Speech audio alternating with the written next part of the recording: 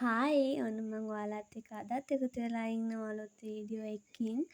ඉතින් මගේ ජීවිතේ මං තනියම ගෙවන සාමාන්‍ය දවසක් තමයි ඔයාලට මං පෙන්නන්න අරගෙන ඇවිල්ලා තියෙන්නේ. ඔයාලා තාම මාව සබ්ස්ක්‍රයිබ් කරලා නැත්නම් මාව සබ්ස්ක්‍රයිබ් කරලා මාත් එක්ක දිගටම එකතු වෙන්න කියලා මං ආදරෙන් ආරාධනා කරනවා. ඉතින් මං මුලින්ම නැගිට ගමන් මගේ ඇඳ තමයි හදාගන්නේ. ඊට පස්සේ තමයි මගේ වැඩ ටික පටන් ගන්න ඉතින්.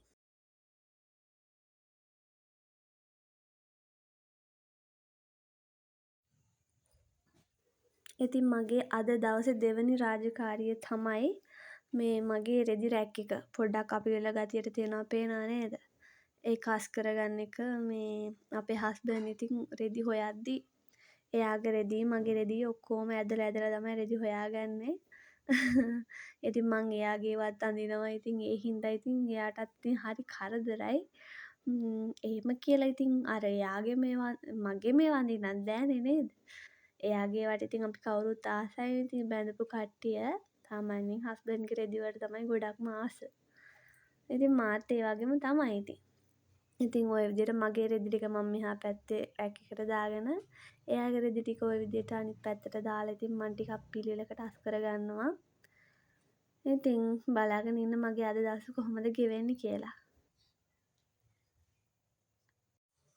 ඉතින් මම ඊට පස්සේ ආයෙ මූණ සෝදගන්න නැගිට්ට ගමන් මූණ සෝදාගත්තේ නැත්නම් අපිට අපේ වැඩ කටයුතු ප්‍රබෝධමත්ව කරගන්න බැරි වෙනවා.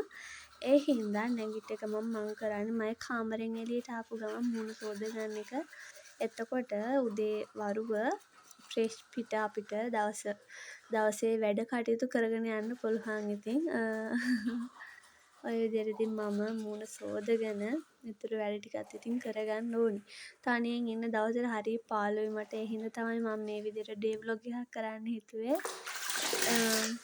මට පස්සේ දවසක මතකයක් විදිහට හරි මං මෙදා මේ විදිහට ඉඳලා තියෙනවානේ.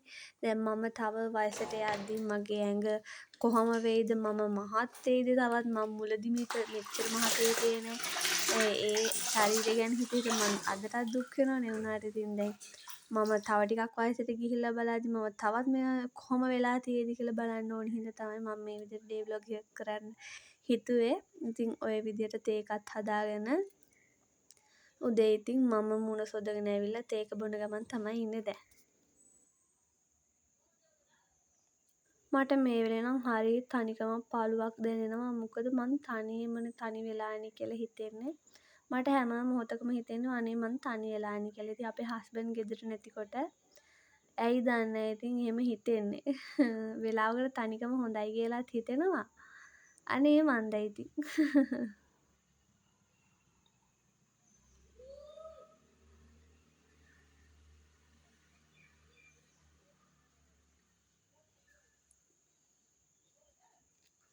වටපිටින් ඇහෙන සද්ද ගණන් ගන්න එපා ඉතින් මේ අපේ ඉතින් ගෙවල් පැත්තේ ඉතින් ඔය පොඩි ළමයි එහෙම ඉන්නවා. ඉතින් එහෙම වුණාම ඉතින් එයාලා එහෙම සද්ද කරනවානේ. මේ දවස්වල පුදුම කාස්ට් එකේට පායනවා පේනවා නේද දූවිල්ල. හරි අමාරුයි ඉතින් අතු ගන්න එහෙම. මම ඉතින් ඔය විදිහට උදේ මිදුලත් අතු ගාගෙන මගේ අනිත් පැය ටිකත් කරගන්න ඕනේ ඉතින්. හැමදාම මිදුල් අතු ගෑවත් වැඩක් නෑ පුදුම දූවිල්ලක්.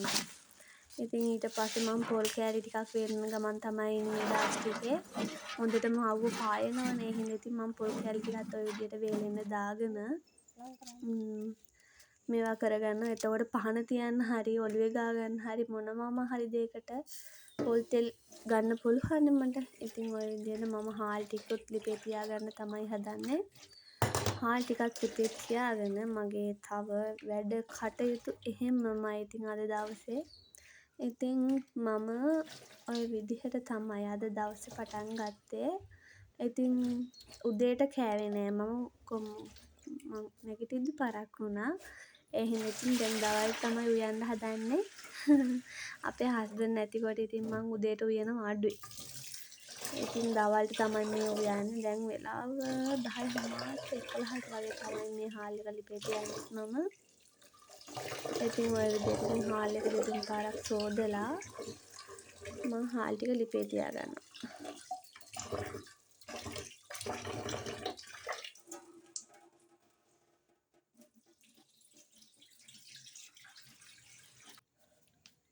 ඊට පස්සේ ඉතින් මට තියෙන්නේ මගේ ගේ අස් කරගන්න තමයි, අස් කරලා අතු ගා ගන්න එක තමයි තියෙන්නේ.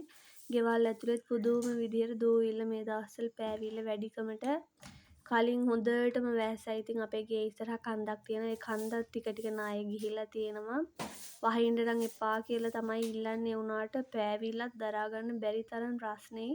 පුදුම පෑවිල්ලක් පායන්නේ. ඉතින් එහෙම වුණාම දැන් අර පායනකොටත් හිතෙනවා අනේ වැස්සනම් කියලා හිතෙනවා. ඉතින් වහිනකොට හිතෙනවා අයියෝ පෑවුවා නම් කියලා හිතෙනවා. අනේ මන්ද නේද අපේ ජීවිතත් එක එක දේවල් වලට ඉතින් අපි තාස කරන්නේ. ඉතින් ওই විදිහට මම ඉතින් මගේ සාලේ කාමර ඔක්කොම ටික ඉතින් අස් කරලා අතු ගා ගන්නවා. සාලේ අතු ගන්න එකේ වීඩියෝ එකක් තමයි මම මේ ගත්තේ. ඔයාලට පෙන්නන්න.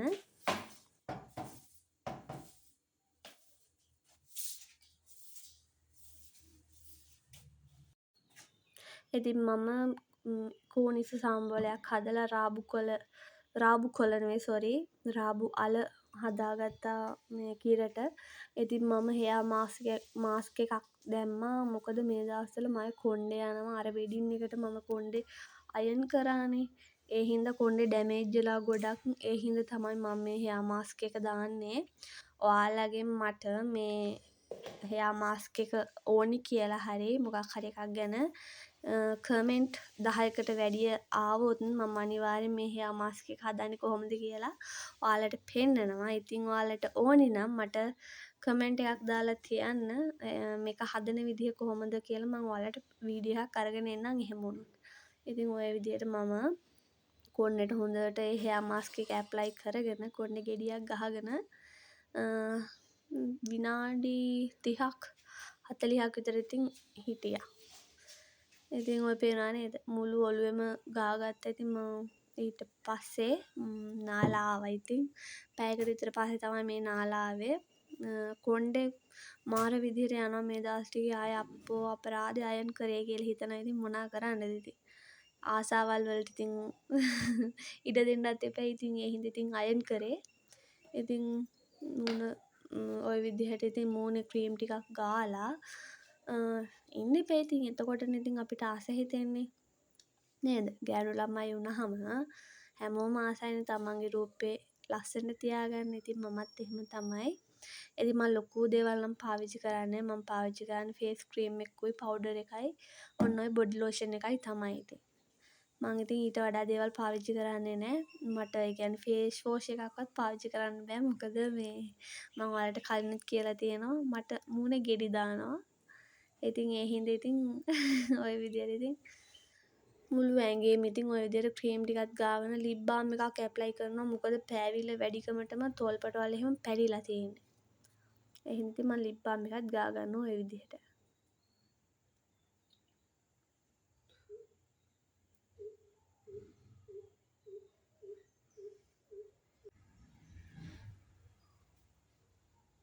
ඉතින් සමහරු නම් කියනවා නාලා තෙත පිටින් කොණ්ඩේ පීරන්න හොඳ නෑ. කොණ්ඩේ කැඩෙනවා කියලා. ඒ වුණාට මට නම් තෙත පිටින් කොණ්ඩේ පීරපුවාම ගැට ලිහා ගන්නත් පුළුවන්. අනිත් එක ඉක්මනට වේලෙනවා කොණ්ඩේ. තෙත පිටින් පීරපුවාම මම චූටි කාලේ නම් ඉතින් පුරුදු වෙලා ඉන්නේ තෙත පිටින් පීරන්න තමයි. ඉතින් ඒ පුරුද්ද ඉතින් තාම අතහැරගන්න බැරි වෙලා තියෙනවා මට.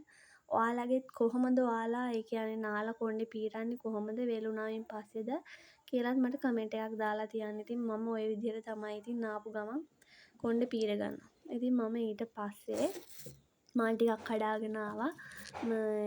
මොකද්ද මේ මලේ නම මම දන්නේ.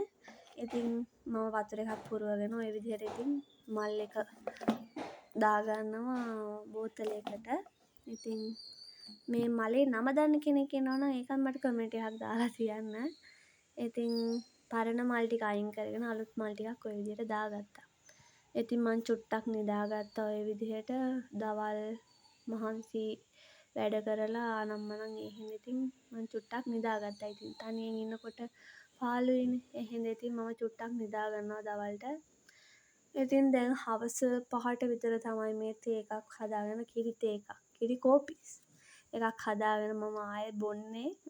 මොකද චූටි බඩගින්නක් ඉන්නේ ඔය හවසට අපිට.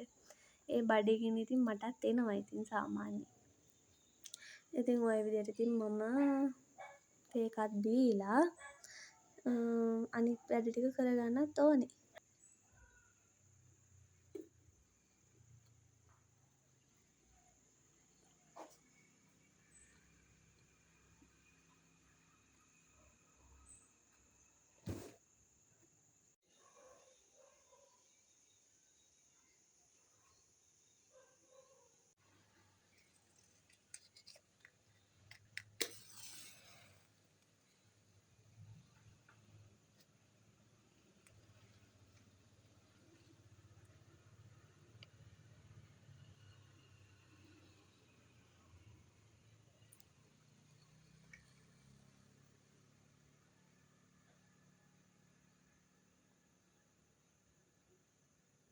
ඉතින් මම ওই විදිහට පහන තියාගන්න මල් ටිකුත් කඩාන ඇවිල්ලා ගිලන්පසක් තියලා මගේ බුදු පහන තියාගන්න තමයි ලෑස්තිය. ඉතින් මං මගේ ජීවිතය වගේම අනිත් හැමෝගෙම ජීවිත සර්ව ප්‍රකාරයෙන්ම සාර්ථක වෙන්න ඕනි කියලා ඉල්ලනවා. ඉතින් ওই විදිහට මම බුදුන් වැඳලා මගේ වීඩියෝ එක මෙතනින් නවත්තනවා මම. ඔයාලා තාම මාව සබ්ස්ක්‍රයිබ් කරලා නැත්නම් සබ්ස්ක්‍රයිබ් කරලා දිගටම එකතු වෙන්න. බායි.